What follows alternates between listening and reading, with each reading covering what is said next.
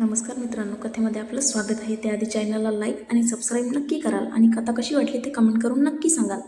नेहमीप्रमाणे सकाळी 10 वाजता जान्हवी तिची काम सुरू करण्यासाठी रेस्टॉरंटमध्ये जाण्यासाठी खोलीतून बाहेर पडली. आज सकाळी जान्हवीने निघण्यापूर्वी नाश्ता केला नाही. जान्हवी सरळ बाहेर पडायला निघाली. तेव्हा जान्हवी चालत असताना मेडच्या आवाजाने तिची पावले थांबली. काय झालं? जान्हवीने नम्रपणे विचारलं. आज सकाळी मिस्टर संजयनी मला सांगितले की आज आणि पुढे त्यांना दुपारचे जेवण घेऊन जाऊ नका. मेडने तिच्या मालकाने जान्हवीला जे सांगितले होते ते सांगितले. अरे, हे तर चांगलं आहे. बरं, मी निघते, जान्हवी म्हणाली. जान्हवी बाहेर आली आणि तिची कॅब आधीच बाहेर तिची वाट बघत होती. ती त्यामध्ये बसली आणि रेस्टॉरंटसाठी रवाना झाली. जेव्हा जान्हवी पोहोचली तेव्हा रेस्टॉरंट आधीच उघडले होते, परंतु मेन्यू अद्याप दिलेला नव्हता. कारण आज सकाळपासून फक्त निवी सगळ्या डिशेस बनवत होती. मॉर्निंग सीस निवी, काय काय राहिलं आहे मला सांग, मी करते, जान्हवी आत जाऊन बोलली.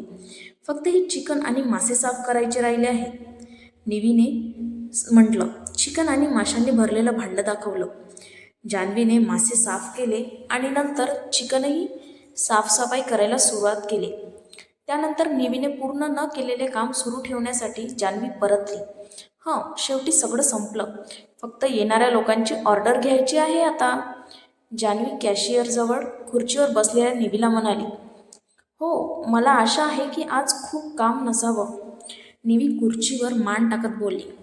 हां ना, जान्हवीने निवीच्या शब्दांना उत्तर दिले. जान्हवी ओळखीचा आवाज कानी पडला तेव्हा जान्हवीने लगेच मान फिरवली.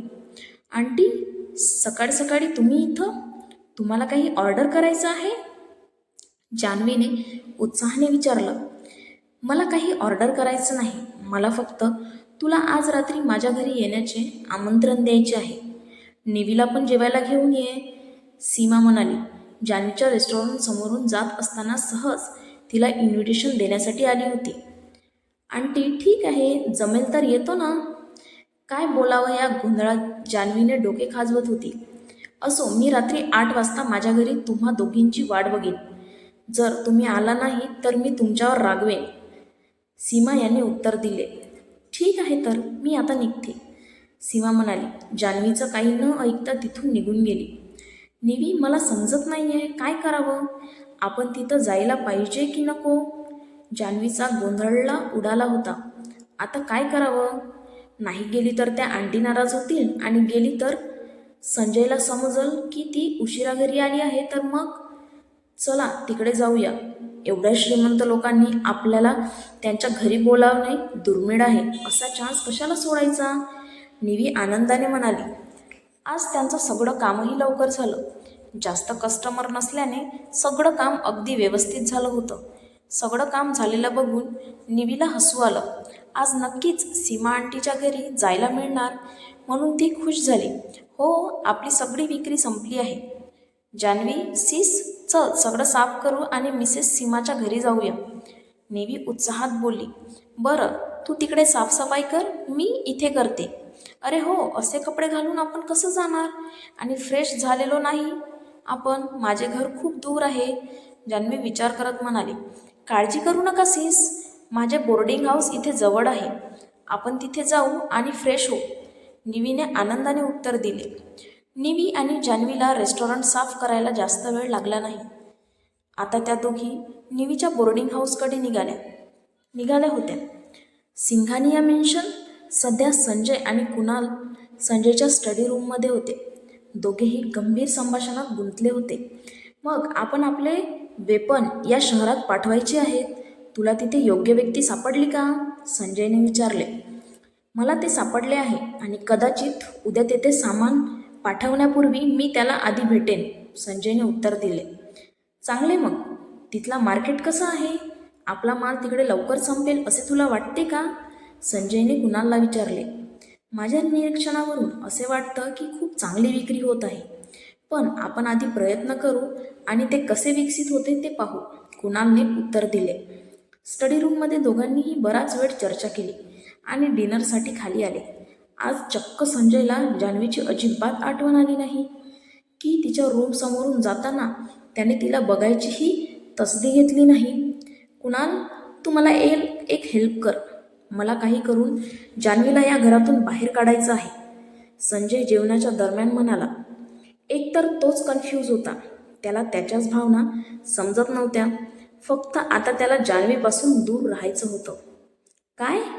तुला काय म्हणायचे आहे? तू एक निर्दयी माफिया आहेस.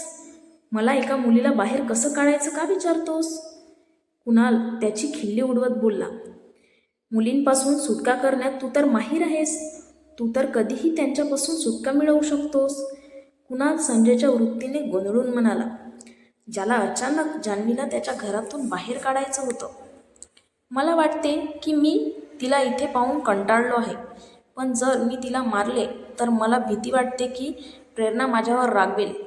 तुला माहिती आहे की प्रेरणाला तिची वहिनी म्हणून जान्हवी खरोखर आवडते. संजय बोलला. ते कसे करायचे याचा मी नंतर विचार करेन. पण आत्तासाठी मला आरामात जेवू दे.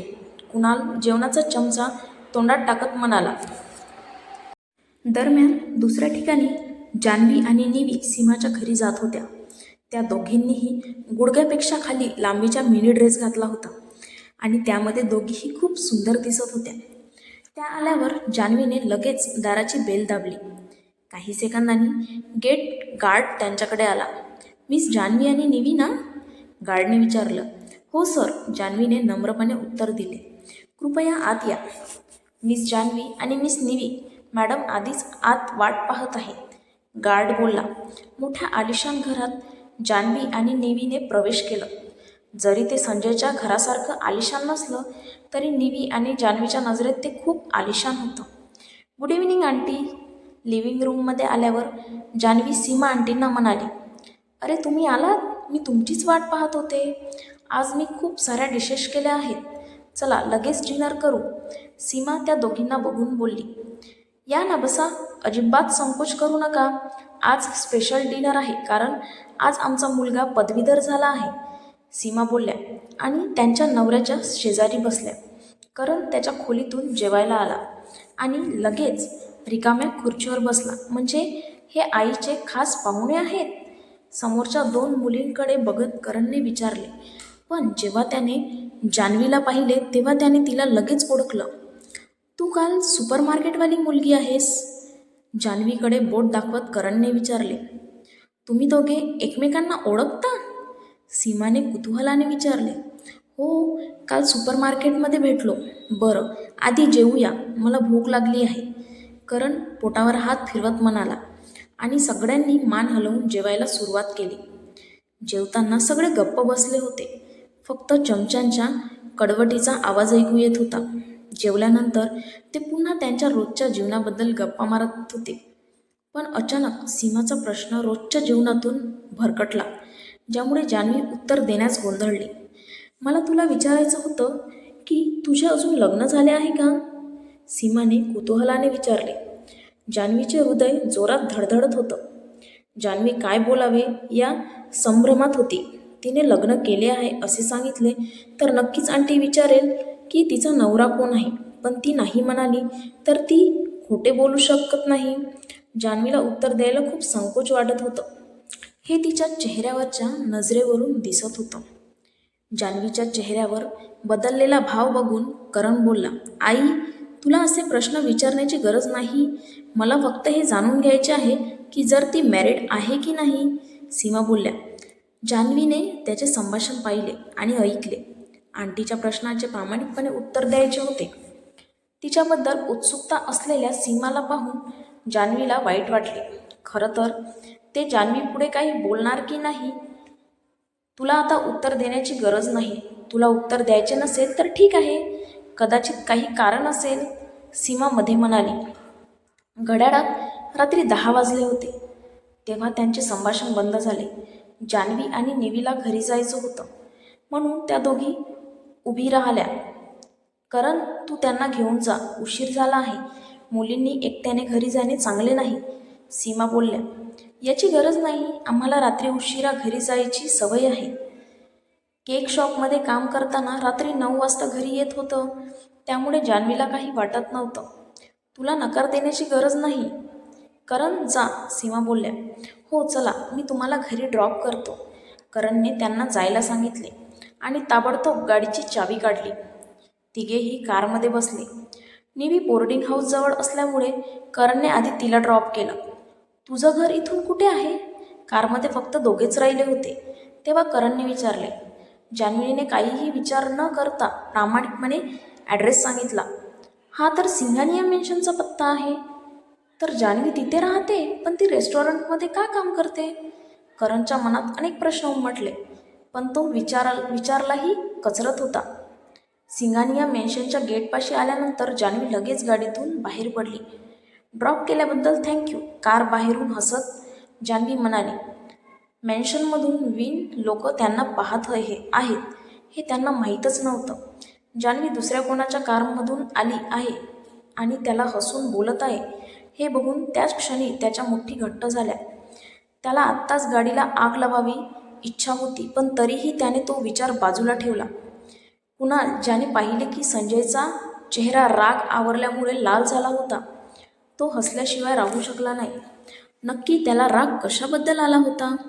तिच्या ड्रेसचा, की ती उशिरा आली होती याचा, की तिला सोडायला कुणीतरी मुलगा आला होता याचा?